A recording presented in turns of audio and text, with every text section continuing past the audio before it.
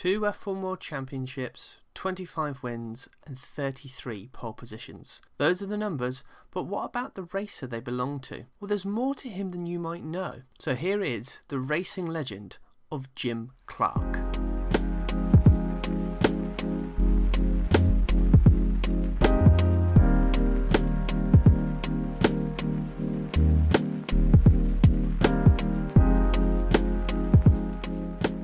On the 4th of March 1936, James and Helen Clark of Kilmeny, Scotland would give birth to their 5th child and only son, James Clark Jr., or as he would later be known as, Jim.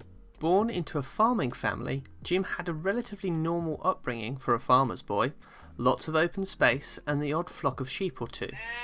It wasn't until he reached the age of 13 that he first read about the world of international motorsport while attending a private school in Edinburgh. A dab hand with both a cricket bat and a hockey stick, Jim also joined the Young Farmers Club. It was here that he met Ian Scott Watson, and they very quickly got well acquainted and became good friends. It was Ian who opened Jim's eyes to the world of motorsport and set him on a path that would go down in history.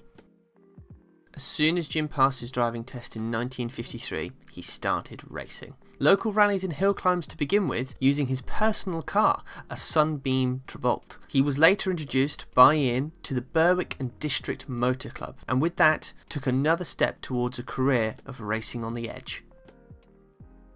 Fast forwarding now to 1958, and thanks to support from wealthy enthusiast friends, whom without, Jim might have not progressed any further in his racing career, Jim was given a Lotus Elite Coupe to race at the famous Brands Hatch track, in a GT race of sorts. As soon as he hit the tarmac, he impressed. No one more so than the winner of the race that day, Lotus founder Colin Chapman. It was this effort, combined with a trip to Le Mans that year and a win at the Bowness Hill Climb, that convinced Chapman to give this rookie a go in one of his cars. Chapman then invited Clark to race a Lotus in the Junior Formula category for the remainder of the year, and to no one's surprise, he excelled. Out of the 4 races he competed in, he was on the podium in all 4 of them, 2 being in the form of a race win. Chapman had seen enough, and Jim was promoted to the Formula 1 team for the remaining 6 races of the 1960 season. His best race result that year came from the Portuguese Grand Prix, where he qualified 8th and after climbing through the field, finished on the podium in 3rd place. An absolutely mega performance in his rookie season.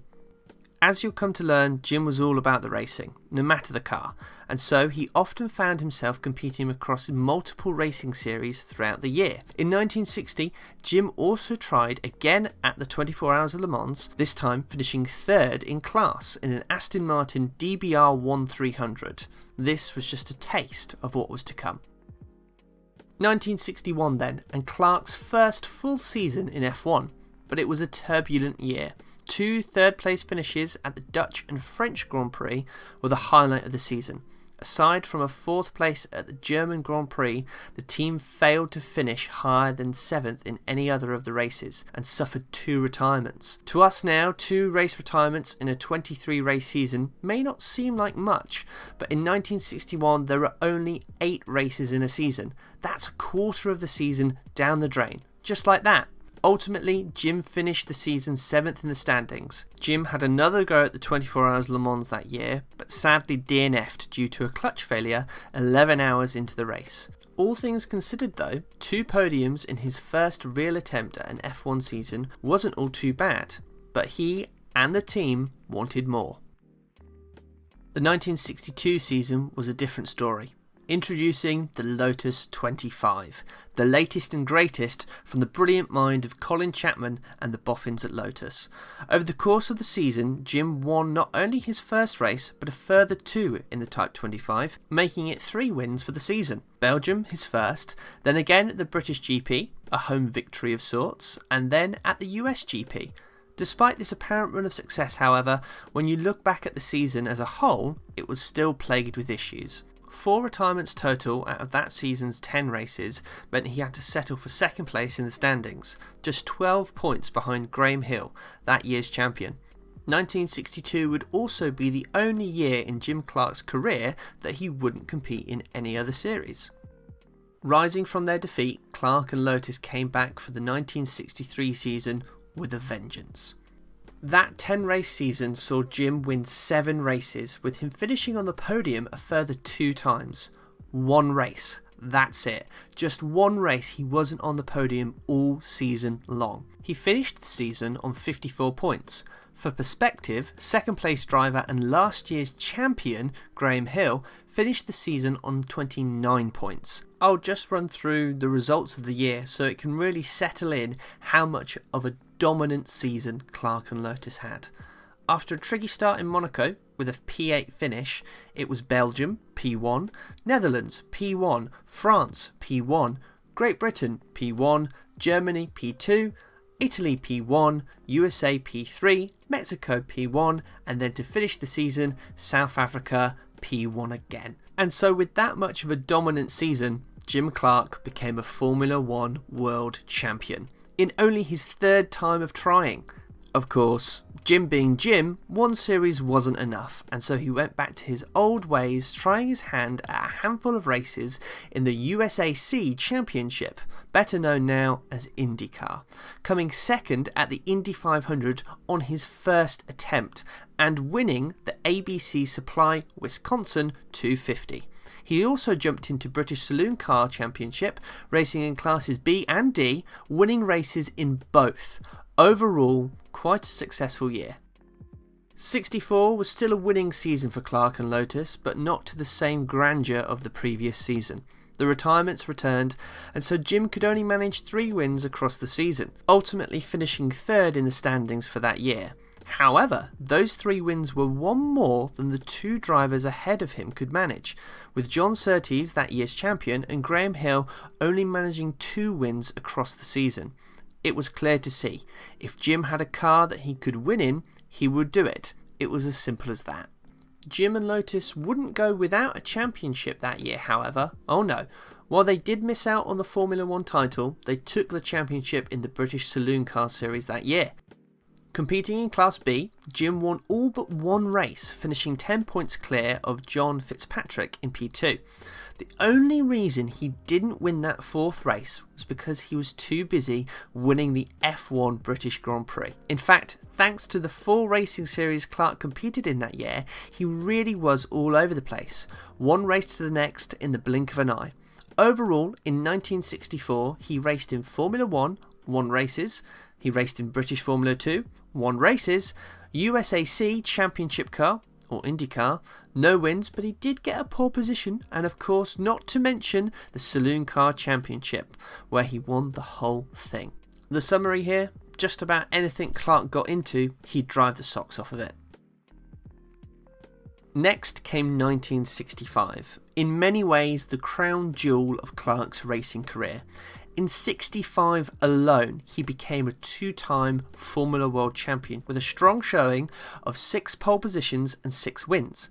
In Formula 2, he got 2 race wins and won the title overall.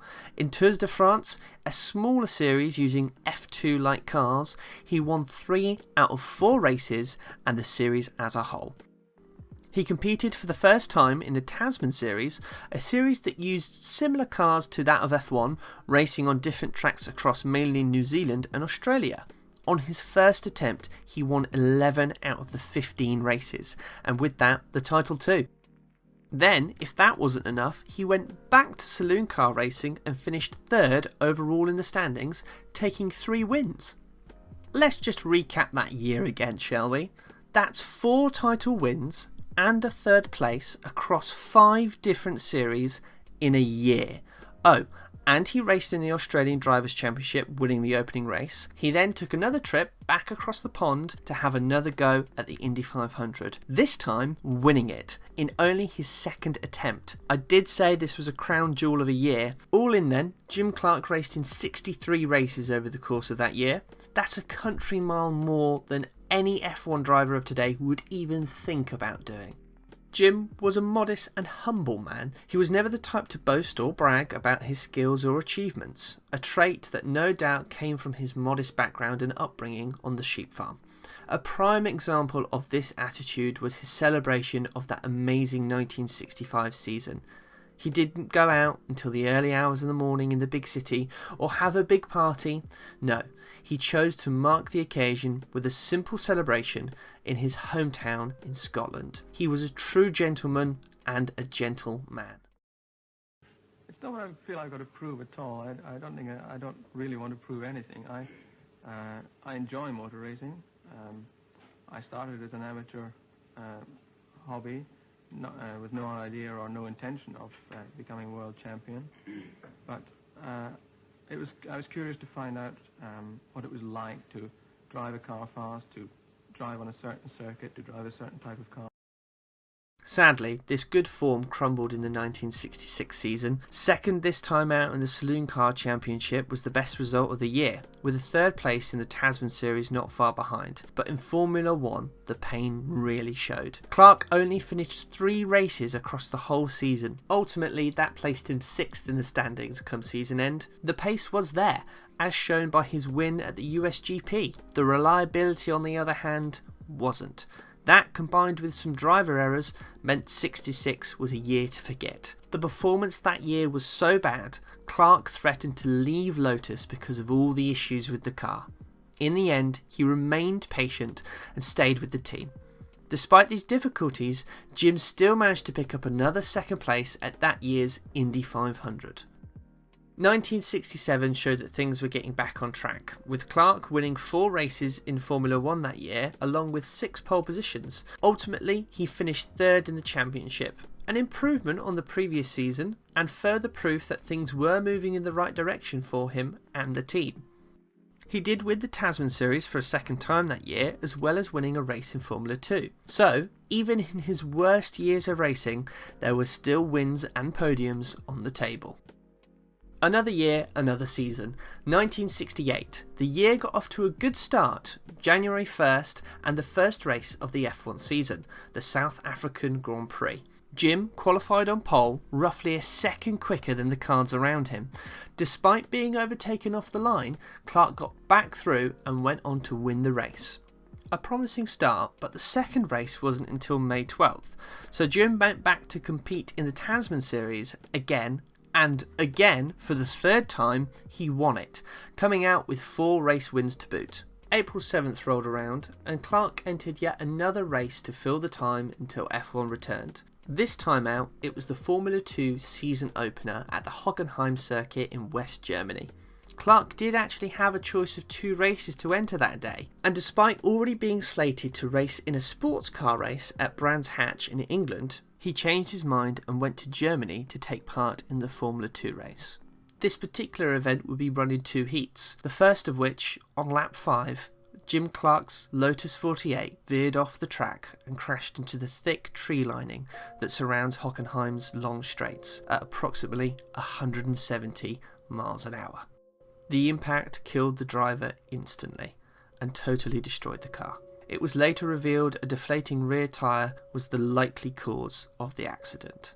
The racing world had just lost a true legend of the sport and a wonderful human being. Many felt that a hole had been left in the sport following Clark's death. Fellow drivers marvelled at the Scotsman's talent and how sorely he would be missed. Long-term rival and friend Graham Hill said he would miss Jim's smile the most, while Colin Chapman said he'd lost his best friend. News of Clark's death travelled fast, and in California, famously, a radio broadcaster asked his listeners to turn on their headlights as a mark of respect for the Scotsman's death. It's fair to say the freeways really did shine bright that night. Jim Clark was laid to rest in Chirnside, Scotland, aged just 32. After such a successful career as a racer, Jim always stayed humble and true to himself and his values. Those same values are still visible today.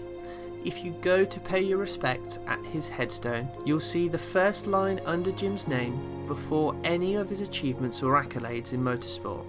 It simply says Farmer.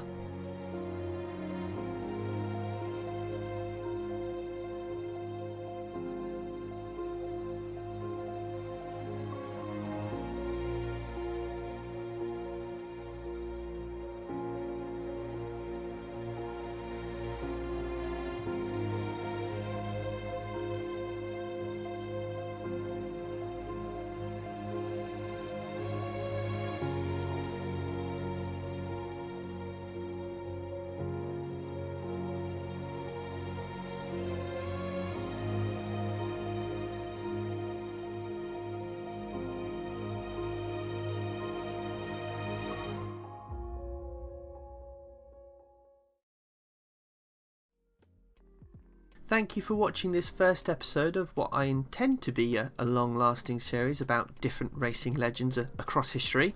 I do hope you enjoyed and maybe learnt something too. As always, don't forget to like and subscribe, and with that, I'll see you in the next one. Goodbye.